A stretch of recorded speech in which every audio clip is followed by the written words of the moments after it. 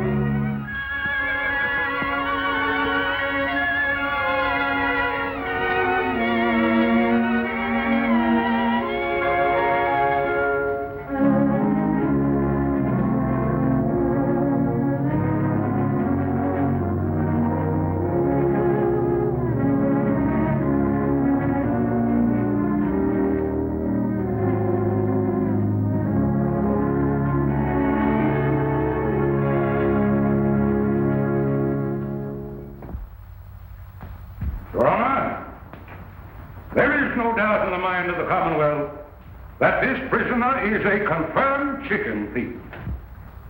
He has no place in this God-fearing community. He is a vagrant. He cometh from no man knows whence. Since arriving in our midst, he has been known to do no honest work.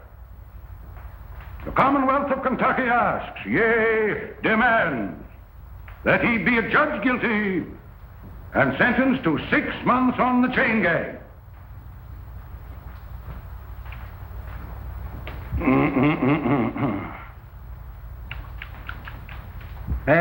Hey, boy, wake up there. Wake him up there. If anybody's going to sleep in this court, it'll be me. Hey, wake up. Come here, boy. Here, come on over here, right there. What's your name? Jeff Poindexter. Poindexter? Yeah. Who gave you that? Mr. Riley. Ranny? You mean Major Randolph Poindexter from down at Pine Bluff? Yeah, Pine Bluff. Well,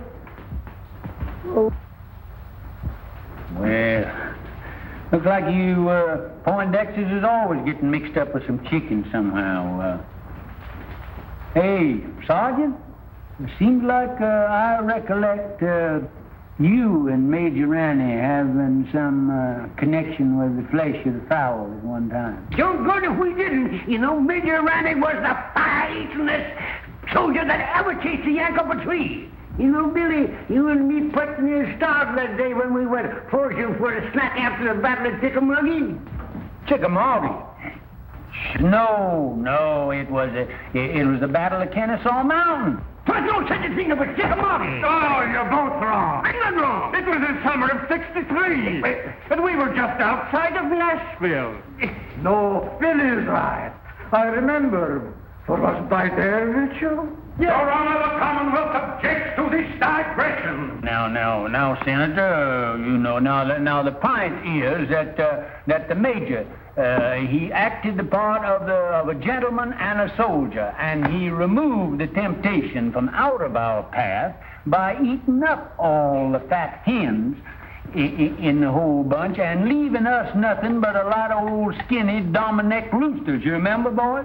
Come to think of it, Billy, they were Plymouth Rocks. There was no such a thing. There was Yankee chicken. There was Rhode Island Red. But I know what I could no, Plymouth Rock. Yankee was Rhode Island. Your Honor! Dominick. Your Honor! It was Dominick. Is this a court of law? I know that. I ask you, is this a court of law? Now, Senator, I don't get on your high horse that way. You know, we ain't in a great big hurry, but incidentally, what are you charged with there, boy? Nothing, Judge, but I wasn't there, them chickens showing up. I just fishing. Fishing? Where was you fishing? Down Sleepy River. Ain't no fish in Sleepy River. Ah, son. Ain't neither. Full of catfish. That's right, Jimmy. Yeah? So is why folks, I catch good-ass catfish in there that long. There's your proof he's lying. Here, come in. What do you use for bait? Oh, I got a hunk of beef liver. Beef liver? Yeah, I just take the That's beef good. liver and put it on the hook and chunk it out there. Let them have the first piece for nothing, see, and then you put some more on that and chunk it out there. And then they think they're going to get that for nothing, and you catch them long as you got the liver. And I go down there all the time, and I don't care nothing with that liver. Right, Jim, but it's still in the coming on. Yeah, I remember. Oh, down there. I bet it must have been how long, you know? I got to take down the judge's clothes. Got to take 'em in the house. Yes, Lord. Got to get out that old ironing board. Fix 'em up for the judge to wear. Yes, Lord. That's what I was going to do. Praise the Lord, Mr. Room. Is you a hand or is you ain't? Hi, Aunt Delphi. How come you here? The judge say you up there at that college learning to be a lawyer, man. Aunt Dilsey, I got stomach trouble. Lord help you, white child. What them Yankees been feeding you? Not a darn thing. That's the trouble. What have you got for supper? Mr. Rome, you stay here. Us is going to kill the high-stepness rooster in the yard and a great big bowl of milk gravy and grits. And waffles? Don't you worry none, honey. You's home now. Miss Rome's home. Miss Jones home. Miss Jones home. Miss Jones. Hey, Uncle Billy! Hiya. Well, if it ain't wrong. Well, salt me down. What happened up there? Did them Yankees kick you out of that law school, huh? Sure they did, with a diploma. You're now looking at a full-fledged member of the bar. Let me look at you. Full-fledged, my gizzard. Yeah, lawyer. You know, you better get your britches half sold, because you're going to sit around a long time before you get your first client. Well, I don't mind, Uncle Billy. You know what happened to me before I got my first client, don't you? Lord, I sat through 2 Republican administrations before I...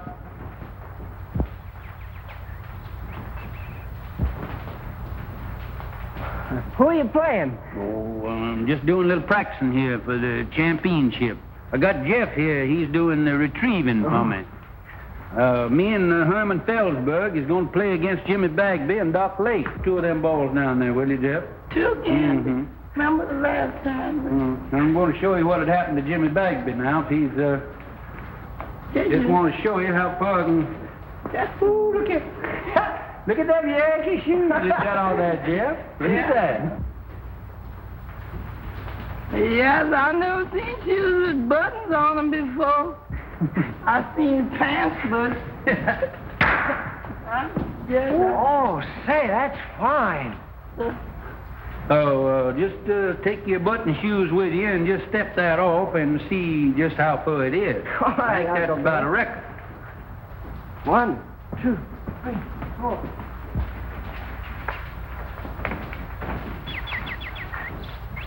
Hello.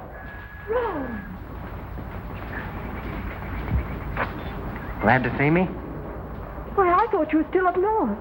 I got in this morning. How'd you know I was back here? Well, I didn't, but Uncle Why, you look pretty with those things. Isn't this a lovely spray? Mm-hmm. Now, young lady, I want to ask you a question. Please let me down, Rome. Miss Gillespie, will you please tell this court why you didn't answer my letters? I've got to go in. Really, I have. Now, tell the truth, the whole truth, and nothing but the truth, so help you. You know why. All I know is that you've changed since I went away. Well, that isn't it, Rome. It's just that we've grown up. You mean you don't like me anymore? Oh, Rome. Well, if my mother or anybody has said anything... Oh, Ellie Mae, I mean... Well, I'm old enough to choose my own friends. Please let me go. We've got to get this thing settled once and for all. I've got to go in, really, I have. All right, then. I'm coming back tonight and find out what it's all about. You can't. I have an engagement. Who with? Fleming Talley. Well, how about tomorrow night? Oh, Rome, it's no use. All right. That's the way you feel about it? You can sit right there till we understand each other. That's all right, that's all right. We don't need no more practice for them old men. Besides, that exertion calls for a julep. Yes, but you gonna wait for that young gentleman for you. Wait for him? Unless young folks has changed since I was skirmishing around. He won't be back for quite a while. Just look at that goat. Ain't that a pretty sight? What, that goat? There ain't nothing pretty in the world than two young folks in love in the spring.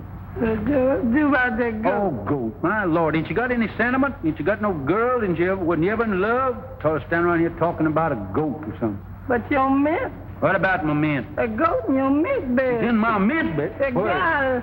Yeah. Acting like you starved. Get him now. Bet you hungry. Don't look. Why, William Priest. Oh, hello, Carrie. This is a fine how do you do. What will the neighbors say? I'm ashamed of you. What's ailing you now? That gum goat come in here and eat up my mint bed there. I'll bet he must have been the ruination of 1,000,000 juleps. You and your precious mint julep. A circuit court judge. Where's your dignity? Dignity? I don't reckon the Priest family will ever have to worry about dignity, Carrie, not as long as you're alive and kicking. Well, it's a good thing somebody in this family has pride. I always told my brother when he married you that he saved the family name. Well, if he were living, he wouldn't be fooling around the front yard with a goat. That's not what I came for. Have you seen Rome? Oh, Rome? Rome? Oh, appears like I did see that son of yours around here a while ago. I expect he's downtown, though, now. Strutting around, showing off his button shoes. Now, don't you play possum with me. As if I didn't know you'd been encouraging that girl over there to set her cap for Rome. Carrie. If I didn't know that you had the biggest heart of any woman in the world, I'd think you're the most suspicious creature that ever come down the pipe. Never mind that. You come up on the porch. I want to talk to you. If I'd have known that's the way you felt about it, I wouldn't have hurried home so fast. I'm sorry, Rome. After all, you have your career, your family, and everything in the world that matters to you right here. I don't think you care what matters to me. That's not fair, Rome. After all, I'm only telling you for your own good. William, I'm not a woman to beat about the bush. This business of Rome and that girl next door has got to stop. What do you got against Ellie Mae? She's an awful sweet girl, seems to me. She's got gumption, and she teaches school, and supports herself. I don't want to be unkind. She may be a very nice girl and all that. But after all, Rome is one of the Kentucky priests. And the name of priest means something in Kentucky. Well, I've never heard that it meant intolerance. It means good stock and family pride. You know the kind of stock she comes from. Yeah. Her ma come to this town penniless and died giving birth to Ellie Mae. I remember the night. She was a frail little woman. Wasn't any bigger than Ellie Mae is now. And just as pretty. But who was her father? Well, nobody don't rightfully know. Well, family may not mean anything to you, but it means a whole lot to me.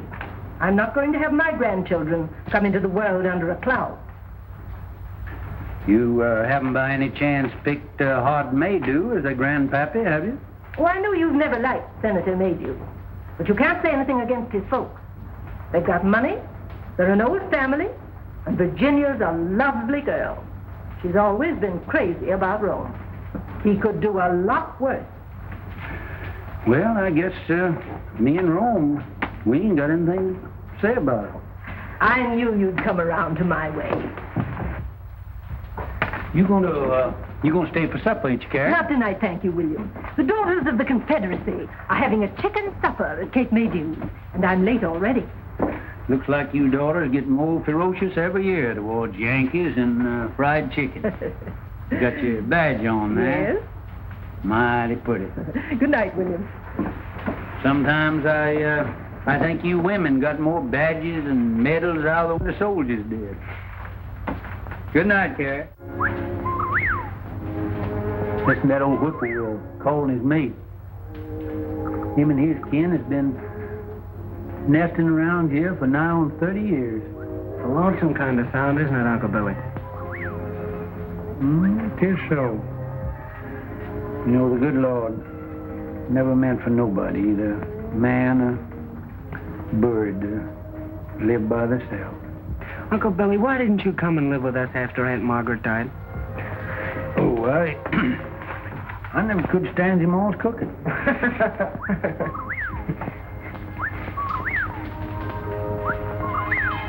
Awful fine swing over there on that old porch. I wouldn't be surprised if they ain't pretty girls sitting in it now. He's got another fella tonight.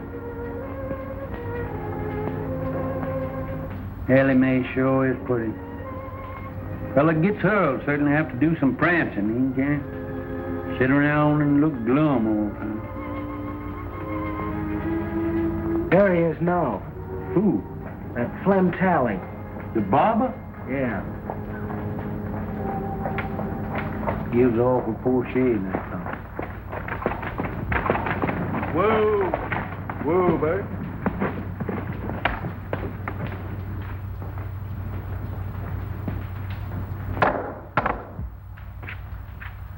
Yeah, I am, honey. Jimmy, here's the news.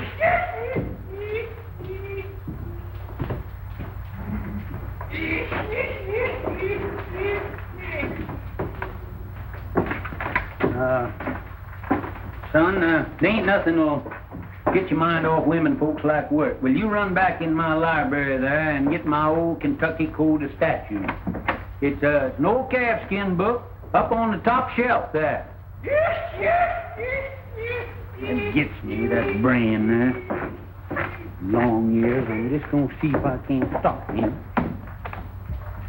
Gabby Rives and Joe Herringer, you know, the boys that work for me down at my barber shop. Well, they comes to me tonight and wants me to go over to Old Town.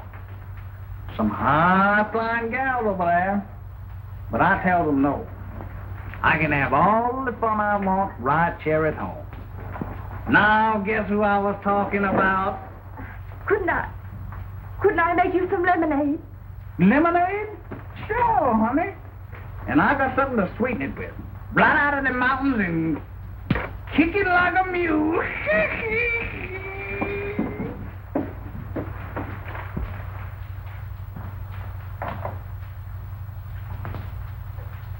Yeah. Oh, yeah. You see anything about the Flem Tally, the barber man around here? No, what'll he be doing around here? I don't know, Judge, but they're headed this way for him. What are you talking about? Who's they? Some lady's pappy and a two-barrel shotgun. He said Mr. Tyler's been messing around. He sure is in a killing mood. You mean that he's going to annihilate him? No, sir. He just going to shoot him. That's all. Well, there ain't a thing that I can do about it. My job don't stop until they've got him all laid out in the morgue, full of buckshot, cold and dead, and ready for burial. Then I steps in. But you, Judge, you you is the law. Oh, I can't do a thing about it, as I said before, until the shooting is over. And then I'll certainly see that the murderer gets a fair trial.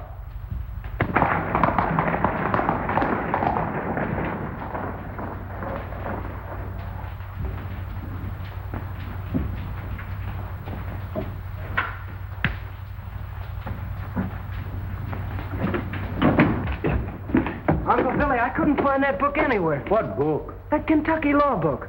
Oh, maybe I didn't have one. Ellie Mae is waiting for you over there. What?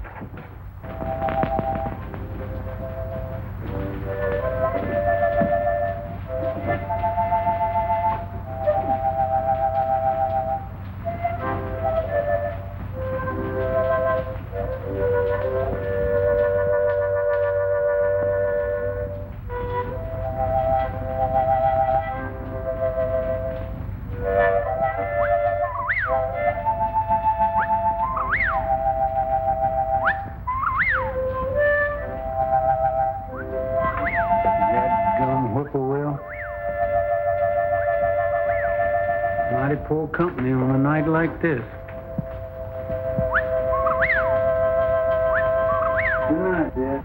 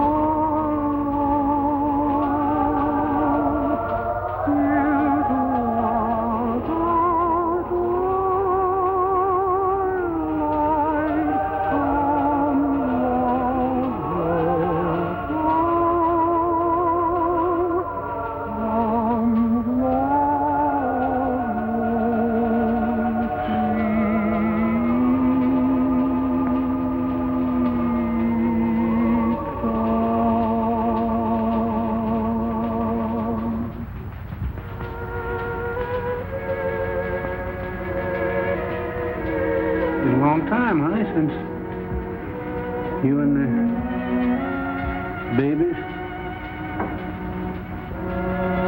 went away.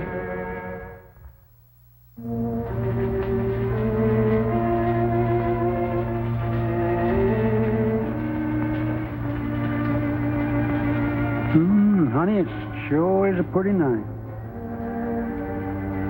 Been awful late spring. But I don't know when I've seen the flowers looking better this time of year.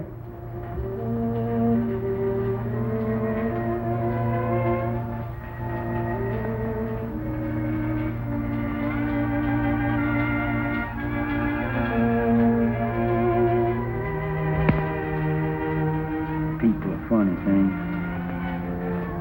Always got their eye set on something. Rome, he's got his eye set on Ellie Mae, and Carrie, she's got her set on old Hard Maydew's daughter, Rome. Old Hard, he's got his eye set on my job. Some of them's going to be disappointed. Them honeysuckles sure do smell sweet. Seems like I just can't get my nose full enough of them.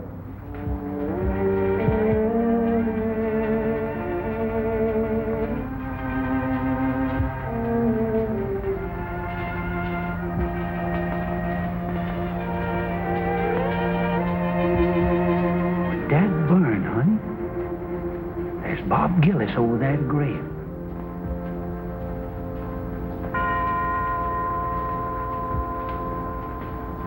It's at Ellie Mae's mother's.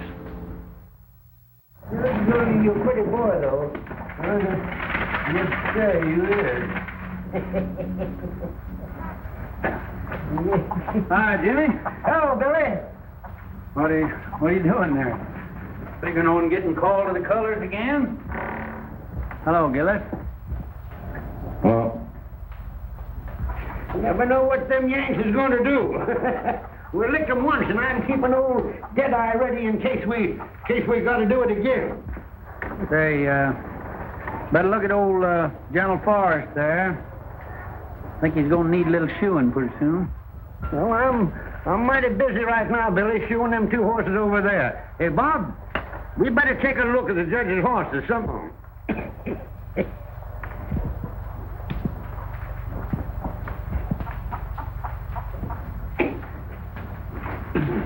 Have a snifter? Good corn.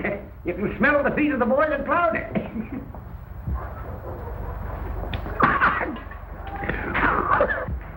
That breath of yours is like a hot mince pie. Where you going? Going fishing. Sleepy River. Sleepy River. Why don't you fish in the trough there? Need shoeing? no, all right for a while yet. Hey, bad scar you got there. Bullet? Yeah. Get that in the war? No. Folks say you come from up north. Must have got that up there.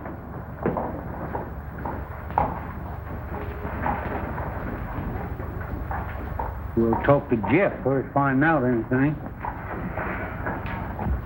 Hey, wake up here. Somebody come along, steal the horse, and leave you sitting here holding the line.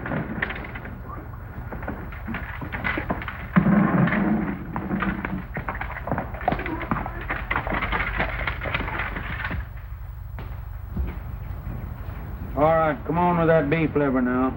The bait is in bait bag. Oh, let's keep it in head Hurry up now. and liver. Oh, gee, don't tell me you ain't got it. It look like that liver and walked off by itself.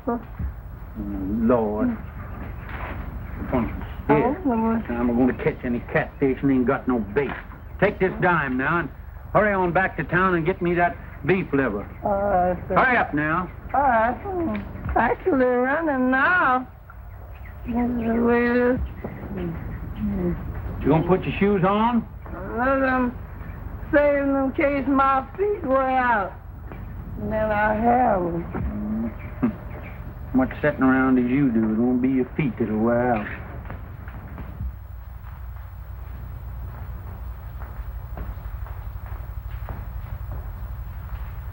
Master Jesus wrote me a note. He wrote it on the wall. He tell me to put on my Sunday clothes, for he's coming to fetch me soon. Master Jesus wrote me a note. He walked it in a star. Say he gonna watch me white as snow. I got a hat and this good old pretty vest hanging up in there doing nothing. Fine crab. Well, plague take you, I thought I told you to stay away from that vest. But Judge, it got hung up on Yeah, and you got my coat on there, too. Yes, but this old skunk coat. Skunk coat? I mean possum. What do you mean, possum? Rabbit. Rabbit? Say, listen, every inch of that is raccoon. Better be raccoon. I took it off a rich Yankee. Now you get in there and put them things away from there. Better get on over at that festival there. Dilsey might be needing you, too. How are you, Judge? Just Oliver, Rebel, just Oliver. I'm afraid it takes ice cream and cake to get you old soldiers out of Judge. If the Lord ever gets in a jam, why, he knows who to call on.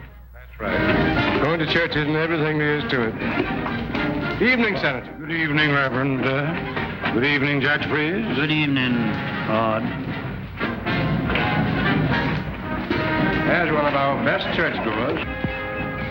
Yes, it's surprising how far some men will go to get a few votes. Too bad we didn't get rid of him and get him off up to Congress there after him spending that term in the state Senate. I understand he thinks you deprived him of that honor. Me? Great Democratic Party and Thomas Jefferson. Evidently, the senator doesn't see it that way.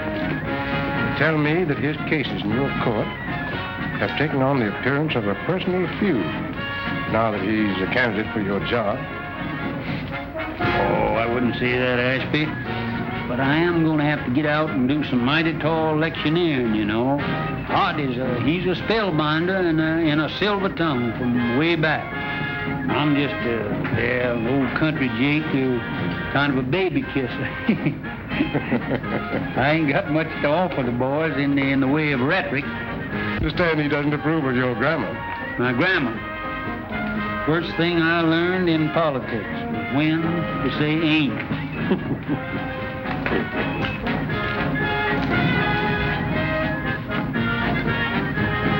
Speaking of ice cream, did I ever tell you about Shiloh? Yeah. Didn't I? Wait a minute, Doc. Wait a minute. How did you hear this? Well, come here. Come on back here. What do you hear this? It was the eve before Shiloh, and them orders had to get across the river to General Beauregard. What did I do? I took off my clothes and I stuffed the orders in my mouth and I plunged in. It was pitch dark. Well, sir, I was going... Evening. Here we are. Swimming again, Jimmy? Where was I? Right in the middle of the river. Yeah, yes, sir. There you are. Swimming in 12 miles to go yet. And there I was, swimming and swimming, diving under and around Yankee gunboats all around me, surrounded by Yankee gunboats, and me dodging them right in... Gunboats? Yes, sir. Putting them gunboats in there is a new tax, ain't it, Jimmy? Now, Rome. Oh. Now, don't you young people think you have to entertain us old folks? That's right. Run along now. They're getting ready for the candy pull. Perhaps Rome has other plans. Oh, no, he hasn't.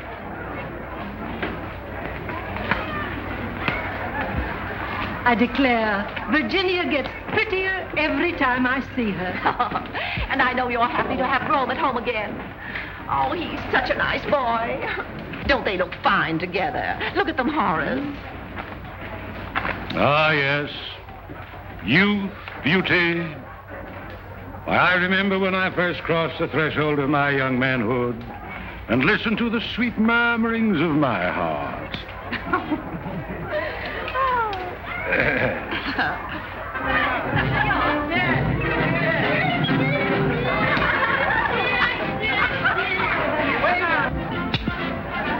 Double portion, please. You have a full portion there. Oh, but we can pay for it. Can't we, Rome?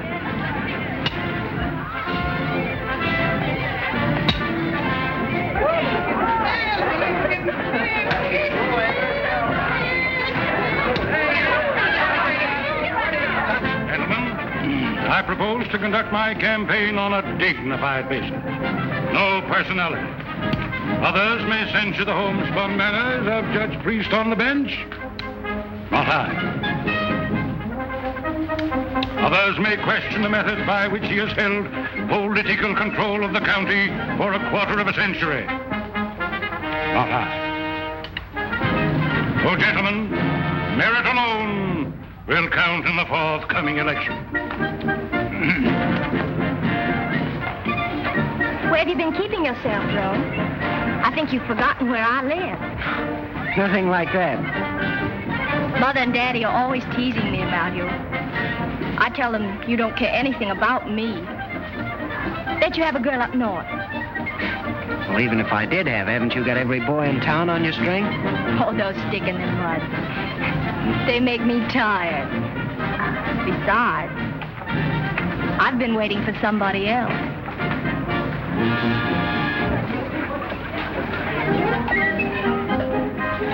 Attention. Say, what's the prettiest gal at the festival here, moping around back here by herself, huh? Do you want some taffy, George? I ain't much of a taffy puller.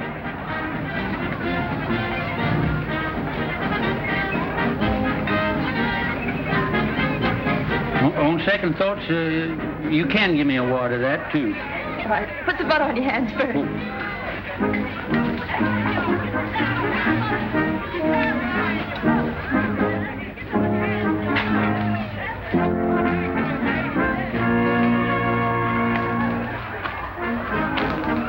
Oh, Uncle Billy. Oh, no. You ain't doing that right.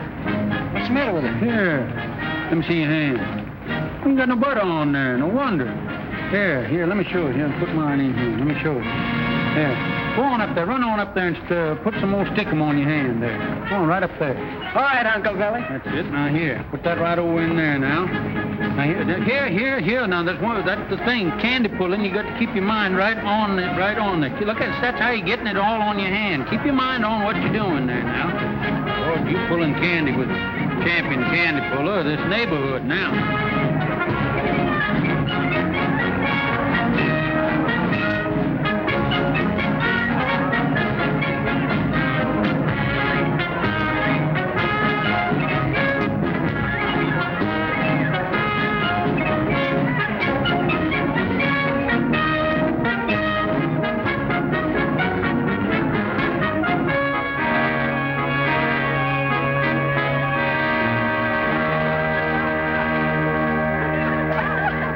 This is your fault. The sun shines bright in my old Kentucky home.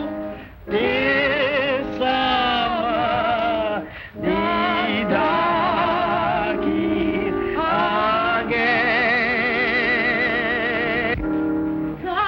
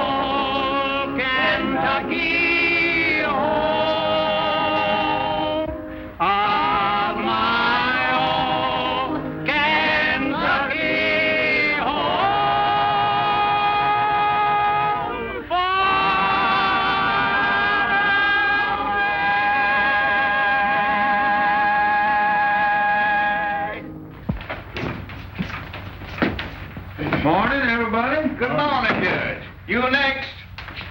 Say, Flem, you got the only lively spot in town.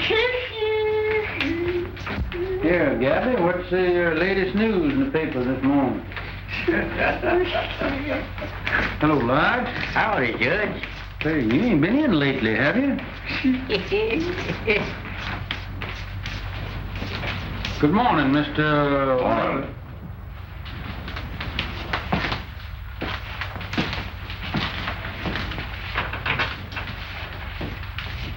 Nice day.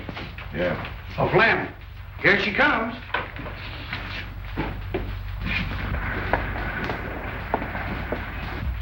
And does she like her Flemish? Hey, Flem, when you two getting hitched? Don't know it. I heard nobody talking about marriage. You ain't scared of no shotgun wedding, are you? Not as long as she ain't got no paw.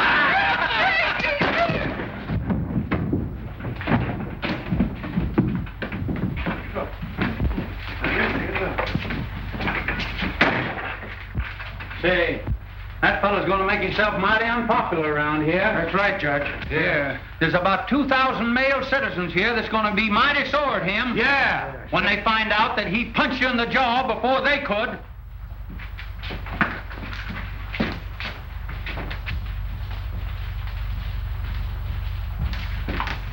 Yes, he's going to be awful unpopular around here.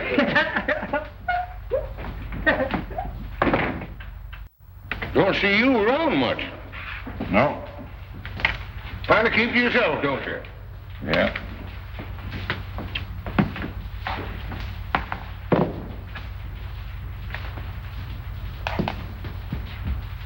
Y'all get some more beer while I knocks me that 14 ball down there in the corner. I'll pay for it. Hey, Slim, Gillis is out there. Yeah? Yes. Come on, Mr. Gillis. No, hold your horses now. He'll be heading to you in a minute, going home. Fellas with me? Sure. Sure with you.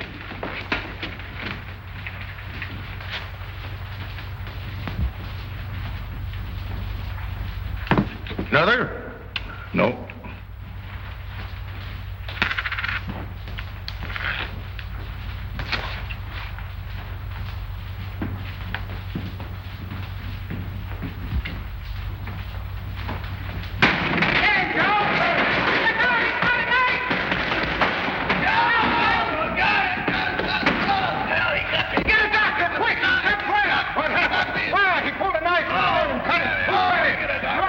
He cut Flash. We saw him. With the knife? Yeah, we saw him do it. Look at that. Cut it.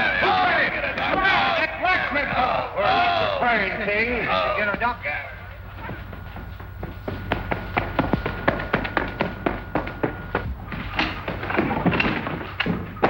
Hey, Uncle Billy! Uncle Billy! All right. Uncle Billy, I got this report. You're dead on me. Oh, no. You're dead on me. When you get out of here. You're already out of the game. Get out. Get out of here. Oh, no. Go on. Get away. Uncle Billy. He missed it. Rome, please, will you? Wait, this is an important game here now. Keep still. Where's Samson? Let me talk to you. Golly, I don't see how the South ever lost the war with a guy that could argue like you did. Uncle Billy. What is the matter? You've already made me lose the game. Uncle Billy, I got a client. Oh, who is it? What's the matter with him? Gillis, you know, Mr. Bagby's man. Huh? What's that, Bob Gillis? What's he doing? He cut up Flem Tally. Yeah? And right after he gave himself up, he sent for me. Well, I'll be kicked by a mule. Did you cut him bad? Well, I can't tell yet. Gee, Uncle Billy, he sent for me. It'll be the biggest case in your whole court session, and I'll be defending him. Well, I wouldn't gloat too soon now. Oh, don't you worry. Hey, Ellie Mae! Hey, yeah, I'm going to get down to that jail and see what that fellow's got to say for yourself. I'm going to see Tally. Darn Roberts, they robbed us out of that. Herman, now, you better get on down there with me because you're liable to get a chance to go as bail. Ellie Mae! Ellie Mae, I got a client. Oh, Rome, I knew you would. Come on over. I want you to talk to Uncle Billy and tell you all about it. That sort of novelty, Herman, the barber getting cut up. If you ever cut him up, couldn't have cut him much if they used the barber's razor. Where's Rome? I won't have it, that's all. He's getting mixed up with that kind of people. Oh, what's he done now? Well, he's done enough. Mother, what's the matter? Something wrong? If you're in the habit of discussing your affairs before strangers, I'm not. Well, Ellie Mae's not a stranger. Excuse me, Rome, I'll go. No, wait. All right. I have nothing to hide. Carrie, what's the matter? Have you been out in the sun too much? You shut up, William Priest. I hold you responsible for everything that's happened. Are you going to defend that man? Mr. Gillis? You bet I am. Oh, no, you're not. Mother, what do you mean I'm not? I suppose you know what's behind this drunken brawl? No? Well, then I'll tell you. They were fighting over that girl in a saloon. Mother, that's not so. Carrie, you can accumulate more misinformation in a shorter time than anybody who told you all this rigmarole. Virginia Maydew. Who? Virginia Maydew. Oh. She got it straight from her father. And brought it straight to you. She wanted to warn Rome. I know you've never liked me, Mrs. Priest. I know you've tried to stop Rome from going with me. And I know you think I'm not good enough for him. But let me tell you something. If Rome were half as mean as you are, he wouldn't be good enough for me. Well, of all things. Garrett, looks like you run second. Oh, no, I don't. If Rome's father were alive, he'd back me up. Rome's already got himself talked about all over town with this girl, and I'm not going to have him publicly defending her in court. Well, Rome, see how your mother feels about it, so looks like you lost your first client. They're certainly hard to get, too. No, Uncle Billy, I haven't lost anything. Rome? Mother, I think I'm old enough to know my own mind. I said I'd defend Mr. Gillis, and I'm going to go through with it.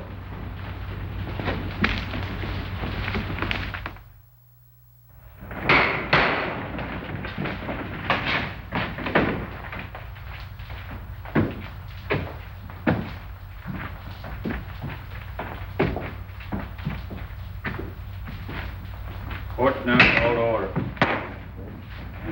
We'll have a long session, May it please the court. I would point out that for many years, a political and personal difference has existed between your honor and myself. Now that I am a candidate for the exalted office which you have held for so many years, those differences have reached a point where, for the protection of the people, I must demand an impartial trial judge. Perhaps I'm getting deaf, but the fact had never reached me before. Are you insinuating that you won't get full justice in this court? I maintain that my language was sufficiently plain for any comprehension, however obtuse. And I will make it even franker. I charge in the presence of two witnesses, you took sides with the defendant Gillis in a prior attack upon this plaintiff. I've been sitting on this bench for nigh on 20 years, and nobody has ever asked me to step down. I'll file an affidavit of prejudice. That won't hardly be necessary. Then I call upon you, Judge Priest, to vacate the bench during this trial and yield your place to a qualified judge.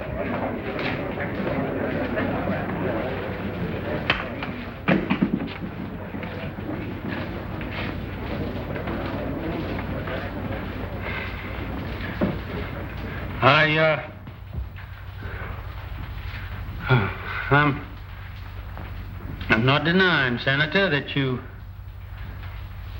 kind of took my breath away. I guess I had just sort of got the habit that I was took for granted here on this bench. Gosh, I was not putting you raised in this courtroom. When I quit fighting, 65,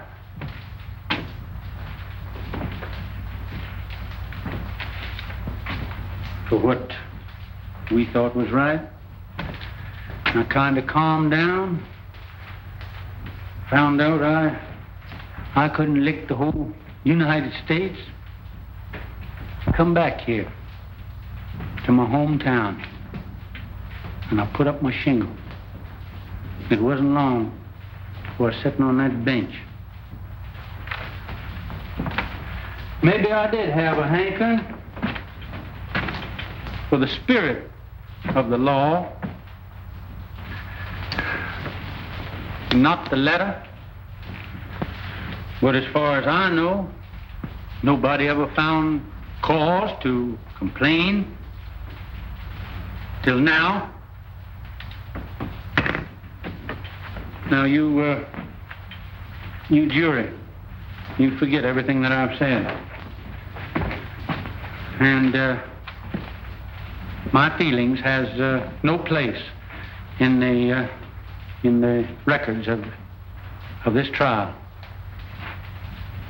Now, if you'll excuse me, either side has any objection, I'd like to ask the Honorable Floyd Fairley if he won't come up here and take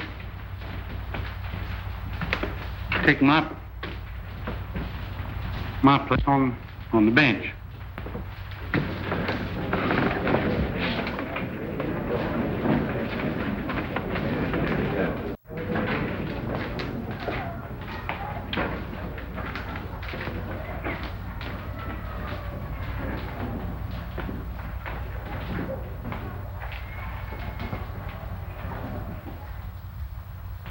Well, what happened then?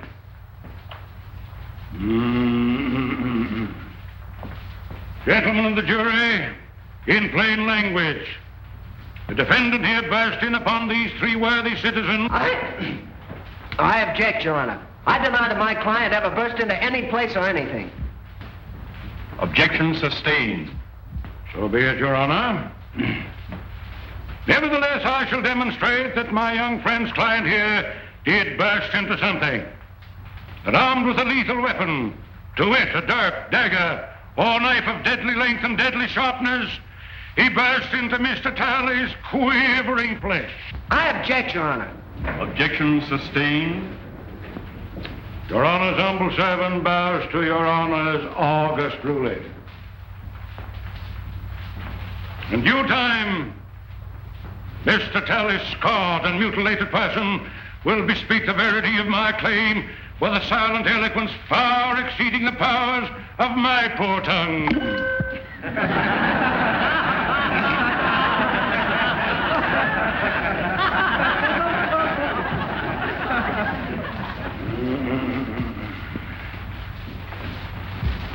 We was playing bottle pool when he come in and attacked at me. Didn't you attack him with a billiard cue? Not until after he come at me with a knife. Well, it's just like Flem says. We wasn't paying him no mind until he come looking for Flem. But weren't you three all armed with billiard cues? Well, never heard of nobody playing pool without them.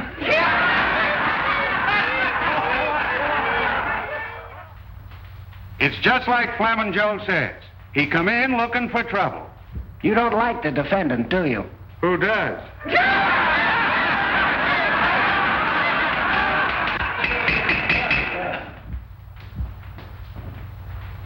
Your Honor, the defense is through with the witness.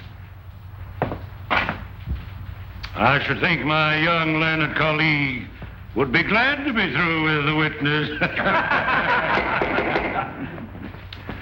Your Honor, the prosecution rests.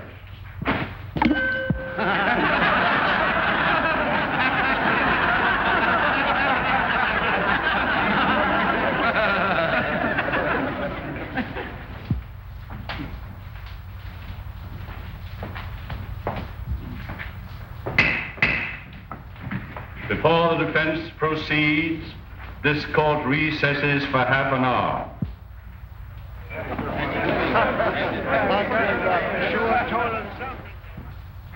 I don't know why you did it, Mr. Gillis. But Judge Priest told me what happened in the barber shop. Oh, you've got to tell the jury. They'd never convict you in a million years if they knew you were defending a girl's name. Don't you see? You can't think of me now. You've got to think of yourself. Look, Mr. Gillis, I don't want to bring Ellie Mae's name into this thing any more than you do. But she's right. They can give you 10 years for assault. And the way Maydew's working on the jury, they'll give you the limit. Well, you've got to tell the truth, Mr. Gillis. Don't you see? You've got to. I ain't gonna tell him anything.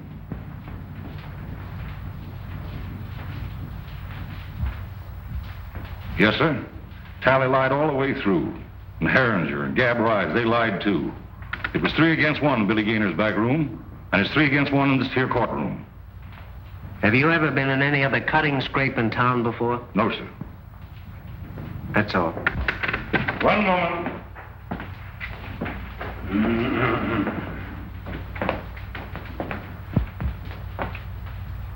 Where do you come from, Mr. Gillis?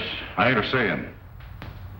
You aren't exactly what we Southerners would call a sociable person, are you? I mind my own business. Precisely. Except when you go looking for trouble. I don't go looking for trouble. But I ain't the one to run away from it. How long have you had a grievance against Mr. Talley? We had a run-in a few days before he jumped me. Oh, a run-in, eh? And what was this run-in about? Well, come on, tell the jury. What did you hate him for? I had to say him. Then you didn't have any reason for knifing. I didn't say that. Well, make up your mind. Why did you hate him? I had to say him. So, Your Honor. Anything further? That's all, Your Honor. The defense rests.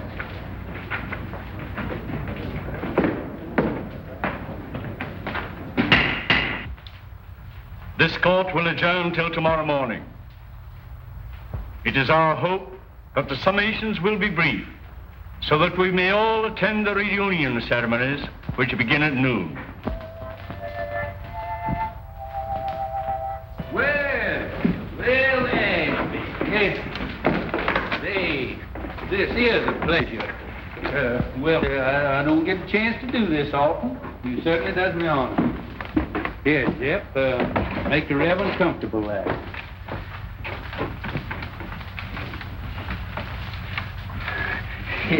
It looks like you kind of caught me red-handed there. Could I, kind of inveigle? Been a long, tiresome day, and it's mostly mint. No, thank you, William. I appreciate your subtlety. You know, I kind of thought that you'd be working on your Memorial Day address for tomorrow. Well, that'll take care of itself. What I'm worried about is this poor devil of a Gillis. You know Gillis? My trade takes me into queer quarters sometimes. Well, I feel just as sorry for that fella Gillis as you do. I'm plumb out of it. Hard got the best of me. He sure did. Case is closed. And it's all settled. And I don't think Hard he'll be fool enough to reopen the case for nobody or nothing.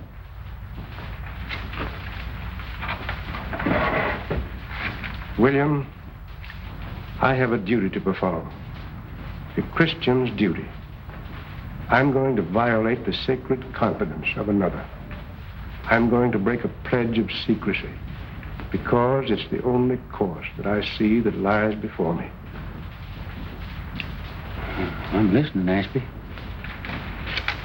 25 years ago.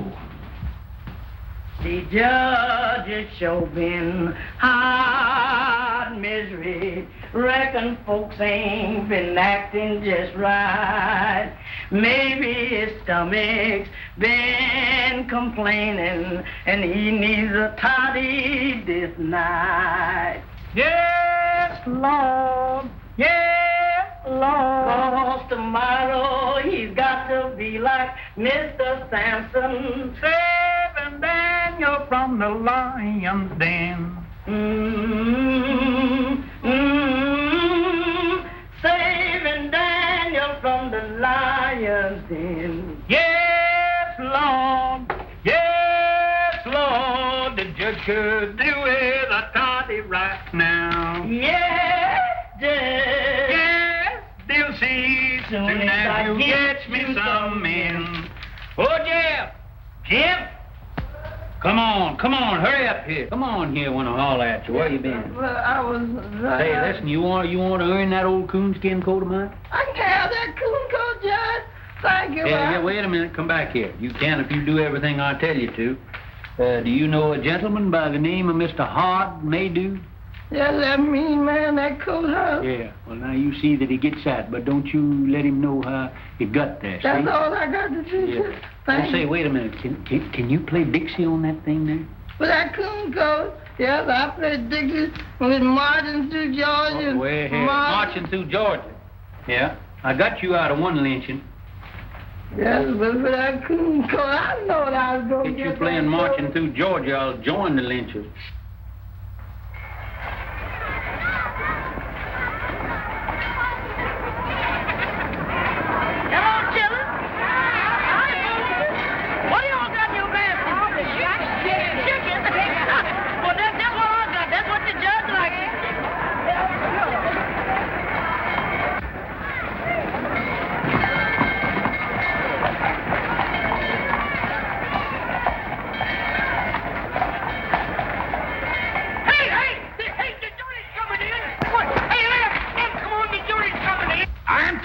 Sheriff, we've lost the bass drum. How could you lose a bass drum? Someone stole it. We need it for the parade.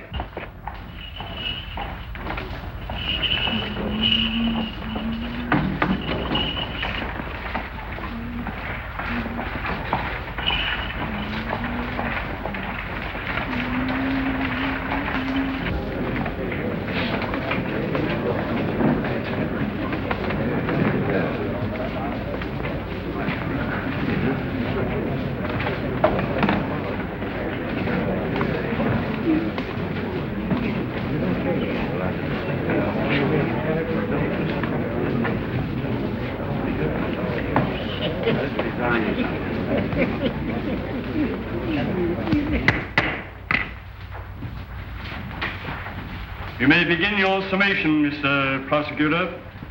May it please your honor. Since adjournment yesterday, certain information has come into the hands of the Commonwealth, which, in the interest of justice, impels me to reopen the case. The Commonwealth desires to recall the defendant Gillis for further cross-examination. Very well, Mr. Maydew. Proceed. Robert Gillis, take the stand.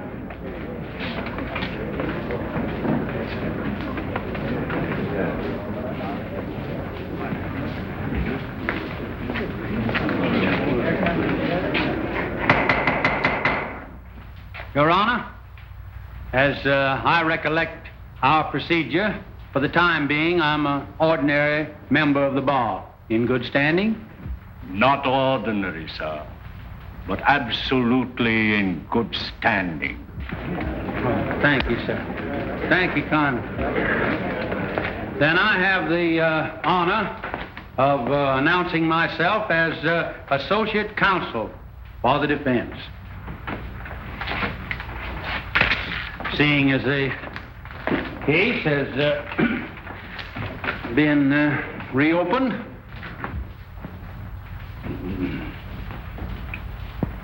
Mr. Gillis, were you always a man of turbulent and violent nature? Always left them alone as left me alone. Is that so? What was the name of the man you once upon a time murdered? I never looked on it as no. No, it wasn't murdered. A man was killed, wasn't he? Yes. And they stuck you in jail, didn't they? Yes. And they charged you with murder, didn't they? Yes. And the jury found you guilty, didn't they? Yes. Were you sentenced to be hung? No, I went up for life. Did you escape or were you pardoned? I ain't a saying. And I won't tell you no more no matter what you ask me. You don't need to. Judge Priest, your witness. no questions, Your Honor. But, Uncle Billy, hasn't the defense any evidence to offer in rebuttal, Judge Priest? One character witness, Your Honor. Mr. Clerk, will you kindly call Reverend Ashby Brand?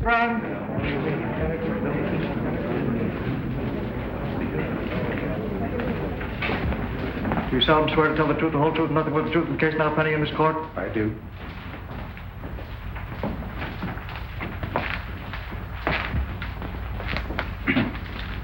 Reverend Brand, before you come to this town, what was your occupation? In my early manhood, before I took holy orders, I had the honor to be a captain of artillery in the late war. In the War of the Rebellion? No, sir. The war for the Southern Confederacy. Yes, sir. You're right, sir. That's right. He's right. Oh, my error. One moment, please, Your Honor.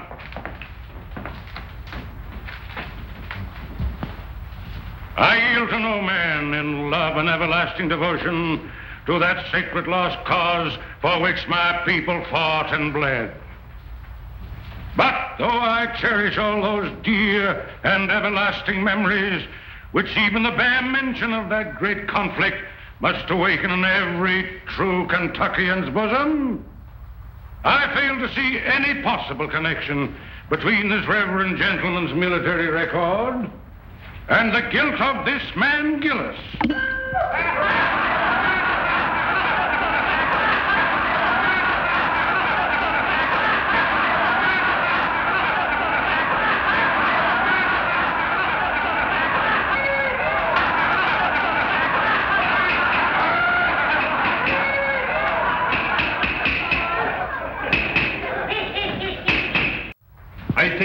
court will commit no grave legal error by allowing a minister of the gospel to tell his story in his own way.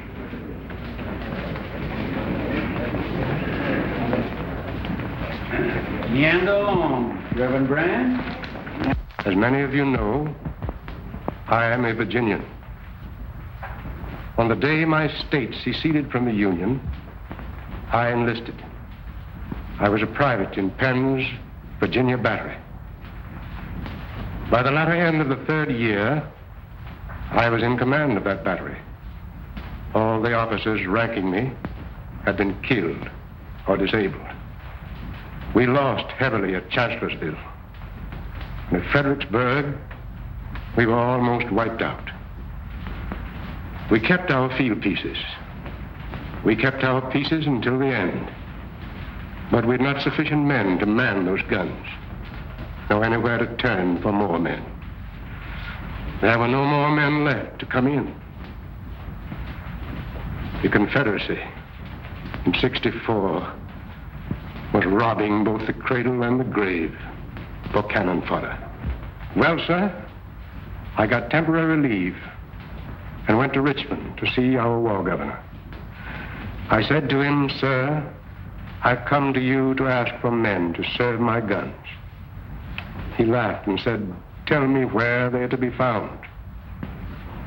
I said, "Among the chain gangs from the state penitentiary."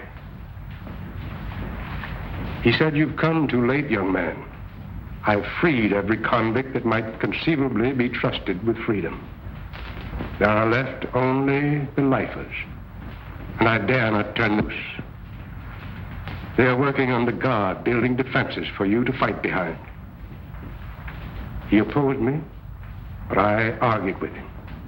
Finally, I won. He gave me authorization, signed it, and with his own hand affixed the seal of the sovereign state of Virginia. I rode back to the line, sir, and I found my chain gang. I told them to drop their tools and line up before me. I told them, if you go with me, you go to face a hell of destruction and suffering and death. But I said, if you do go, you go as free men, as soldiers of the Confederacy. Your past will lie behind you, and your future, if you survive, is in your own hands. And I promise you this much: if you stand fast, if you do your duty, if bravely and honorably you acquit yourselves as men, then such of you as live through to the end, and some of you will live, are not to come back to this. It's for you to decide. Those who remain behind, stand fast. Those who come with me, advance one pace. Gentlemen of the jury,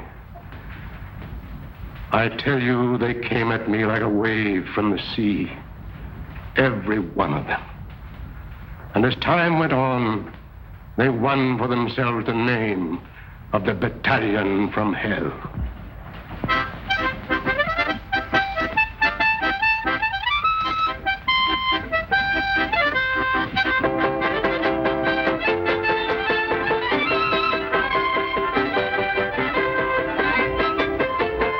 Those men, those fellows, with the scars of their shekels still on their legs, they fought for the South like men, none better. And they died like men, most of them. I was one of those men of whom I wish to speak a special word of tribute. He stood out for his courage and his fidelity, for his worth as a soldier and a man. Most of all, for his invariable truthfulness under all circumstances. He was from the mountains of my own state, a man who spoke little, but did much. I saw him once go out under fire during a battle to to rescue at his own risk a wounded Union officer who lay there helpless between the lines. Another time, our stars and bars was wrested from our hands. We fought breast to breast that day. This man of whom I'm speaking threw himself on a riderless horse and rode into the thicket, and by the grace of God came galloping back from the jaws of death, our colors clutched in his hand.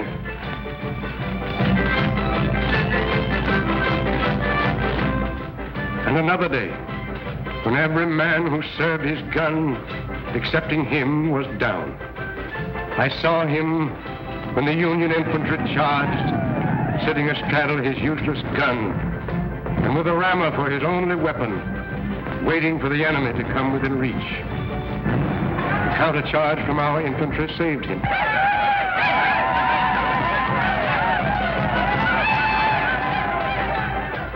But he had stood fast, and he was alone. After the surrender, I kept his secret. I kept it to this very hour.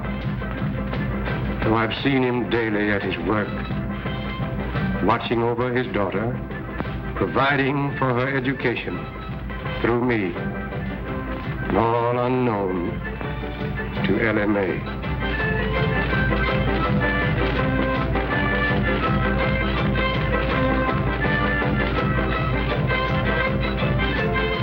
Gentlemen, as a soldier, I knew that man as Roger Gillespie. You know him by the name he now wears, Robert Gillis. Hooray for Jeff Davis, the Southern Confederacy, and Bob Gillis!